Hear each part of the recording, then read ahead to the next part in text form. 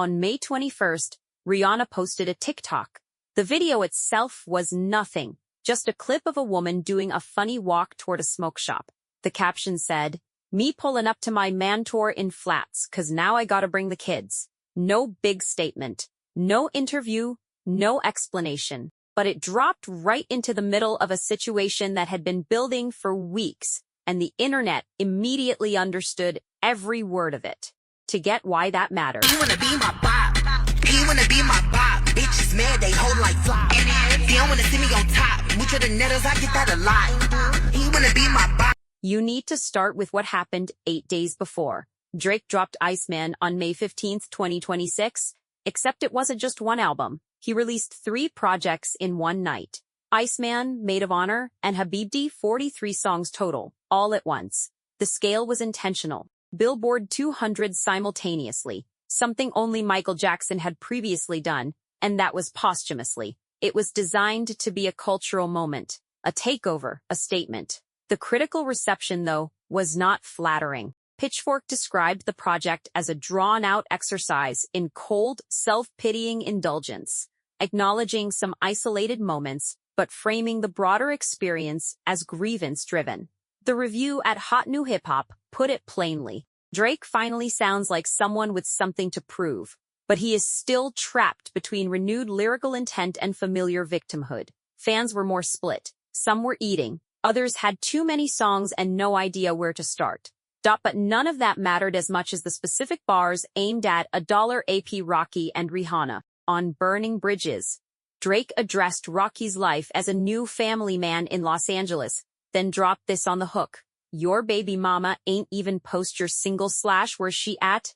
The line pointed directly at Rocky's January 2026 album Don't Be Dumb and implied Rihanna had not shown up for it. On Firm Friends, Drake went further, rapping, "KYSA's 8P. That's some shit that you could do for me." And on Ran to Atlanta, he pulled Rihanna into it directly. "We sharing women I already fucked at the height of my success."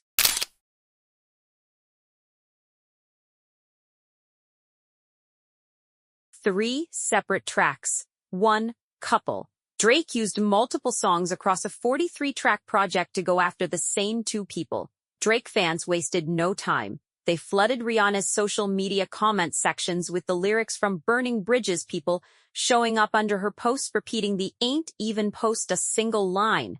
Here is the problem with all of it. Fans went back through the timeline and pointed out that Rihanna had already publicly and online supported Rocky throughout the Don't Be Dumb rollout. The premise of Drake's diss was wrong before the album even finished streaming. He built a whole set of bars on something that was not true. The comment sections filling up with "where she at" lines were spreading a claim that had already been disproven. Here is the problem with all of it. Fans went back through the timeline and pointed out that Rihanna had already publicly and online supported Rocky throughout the Don't Be Dumb rollout. The premise of Drake's diss was wrong before the album even finished streaming. He built a whole set of bars on something that was not true. Comment sections filling up with "where she at" lines were spreading a claim that had already been disproven. That is what Rihanna's TikTok walked into 6 days later. Now pull the camera back, because this beef did not start with Iceman. There is years of layering here, and it matters. Rocky's album Don't Be Dumb came out January 16th, 2026. It was his first album in almost 8 years, since testing in 2018. It debuted at #1 on the Billboard 200. His first #1 debut in over a decade. The anticipation had been real. Before release, it crossed 1 million pre-saves on Spotify, making it hip-hop's most pre-saved album on the platform. The album's cover art was designed by Tim Burton, who also animated and starred in the music video for one of the tracks. The features included Tyler, the Creator, Doechii, Brent, Fayaz, Gorillaz, Jon Batiste, Thundercat, Westside Gunn, Bossman Low, Sauce Walka, and Will I Die M. It was the kind of project that had been worth the wait. The lead single, Punk Rocky, was an indie rock and psychedelic track, not what most people expected from him. The album leaned heavily into atmospheric sound design and collaboration, rather than chasing traditional radio moments. He came back on his own terms with a project that did not try to sound like anything currently charting. And buried inside that album was Stole Ya Flow.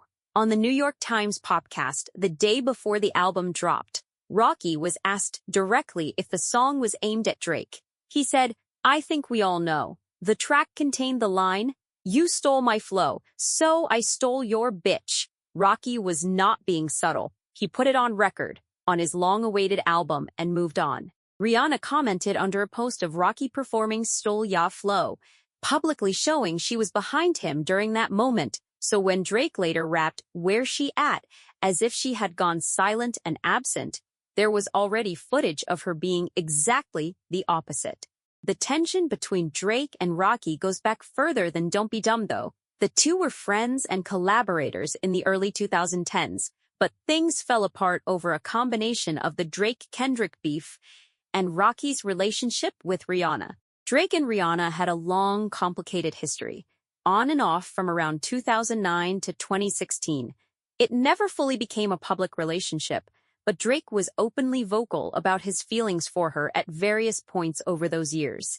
Rocky is the one who actually built a life with her. Rocky addressed the split from Drake plainly in an Apple Music interview with Ebro Darden in January 2026. "This thing between us, it's not real smoke, but I just don't with him. We was once friends. I feel like it's over females. I feel like he wasn't happy and he expressed that." He also specifically called Drake's pattern of taking shots at Rihanna soft. Rocky said it was time for Drake to get over whatever happened between them in the past. Not angry about it, just tired of it. Drake, meanwhile, was framing Iceman as part of a new era for himself. Heading into 2026, he posted on Instagram with the caption, "Welcome to the era of every action has a reaction."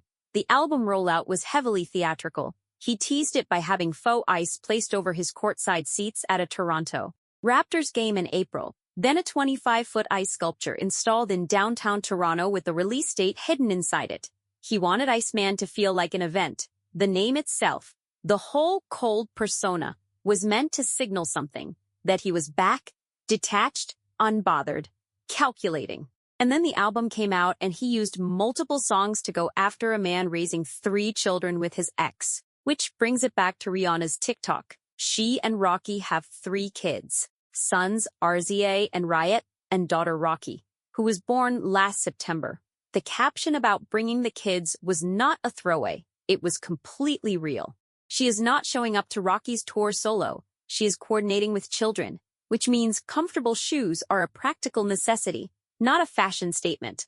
The whole energy of the post was domestic and relaxed. The exact opposite of someone rattled by anything. It also arrived in the context of a separate noise cycle that had just died down. After the Met Gala on May 5th, a video from inside a Sprinter van began circulating, showing what appeared to be an intense exchange between Rihanna and Rocky. Social media read it immediately as a breakup situation. Sources told TMZ the reality was far less dramatic. The couple had been working and attending events for 16 straight hours and were simply exhausted. People close to them said it was fatigue, not a fight. Rihanna responded on May 7th by posting a 45-second Met Gala recap. They're very talented, they're very brilliant. Showing the two of them smiling and posing. The caption was just, Met Recap. Short caption, no explanation. Let the footage speak. That is her move. The May 21st TikTok worked the same way. It shut down whatever lingered from the Met Gala rumors. It answered Drake's, "Where's she at?" without typing his name once. And it promoted Rocky's tour that starts in days. All of that in a 15-second clip about sensible footwear.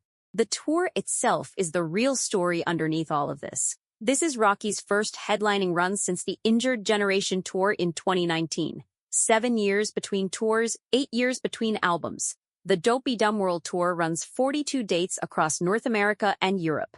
It opens May 27th at United Center in Chicago and closes September 30th at Accor Arena in Paris. The North American leg includes Toronto, Philadelphia, Baltimore, Atlanta, San Francisco, Las Vegas, Seattle, and Detroit, before wrapping July 11th at Prudential Center in Newark. The European leg begins August 25th in Brussels and hits London, Milan, Germany, and Sweden on the way to Paris. Rather than traditional opening acts, the show is structured around Rocky's 6 alter egos: GR1M, Mr. Mayers, Rugahand, Babushka Boy, Dummy, and Shirthead. That is not a standard hip-hop concert structure. It is a full creative production built around everything Rocky has been building. The album, the films he's been in, the fashion work, all of it feeding into one live world. In 2025 alone, before the album even dropped, he starred in 2 A24 films: Spike Lee's Highest 2, Lowest, and Mary Bronstein's If I Had Legs, I'd Kick You, which won a Golden Globe. He co-chaired the Met Gala, became creative director for Ray-Ban, and was named Chanel's house ambassador. The tour is the culmination of a 3-year run of reinvention. Now look at where each person sits right now.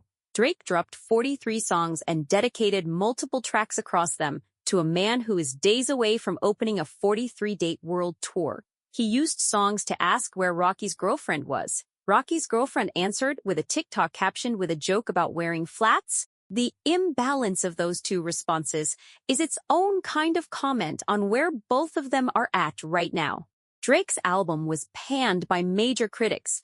The rollout involved ice sculptures and live stream episodes and months of build-up. The songs themselves went after Kendrick, Rocky, Rihanna, Rick Ross, LeBron James. A lot of targets. A lot of energy spent on people who have largely moved past whatever the original incidents were. Rocky has a tour starting this week. Rihanna is figuring out the shoe situation for traveling with 3 kids. Neither of them has put out a statement. Neither of them appears to be particularly stirred. Even sympathetic reviews of Iceman framed it as Drake finally sounding like someone with something to prove again after years of coasting. Which means the best thing critics could say about the album was that the pressure is showing. That is not the review you want when you have been setting up ice sculptures in your city to announce your comeback. And the person Drake specifically called out for being absent, the woman whose location he questioned across multiple songs, posted a video 6 days later saying she will be at every show in flat shoes with the children. Not a clapback, not a statement, just a funny caption that happened to answer everything without trying to. The Don't Be Dumb World Tour starts May 27th in Chicago. Rihanna is going to be there. Rocky and Rihanna were first romantically linked in late 2019 and early 2020 and have been together since. 3 kids, a tour starting in days, a TikTok posted the week before. This is just what their life looks like right now. The tour was booked before Iceman came out. The dates were set. The venues were confirmed. Nothing about Drake's album changed any of that. Rocky is still going to Chicago on May 27th. He is still going to Paris on September 30th. The TikTok was still going to get posted because the tour was always happening. The only thing Iceman changed was giving Rihanna's caption a second layer of meaning that the internet immediately found. And honestly, that second layer might not have even been intentional. It might have just been a woman telling people she is coming to her boyfriend's shows and needs to pack practical shoes for it. The fact that it doubled as a response to a Drake album might have been a coincidence that she was perfectly fine letting people run with. Either way, Chicago is 4 days away. That is where the conversation ends and the music starts.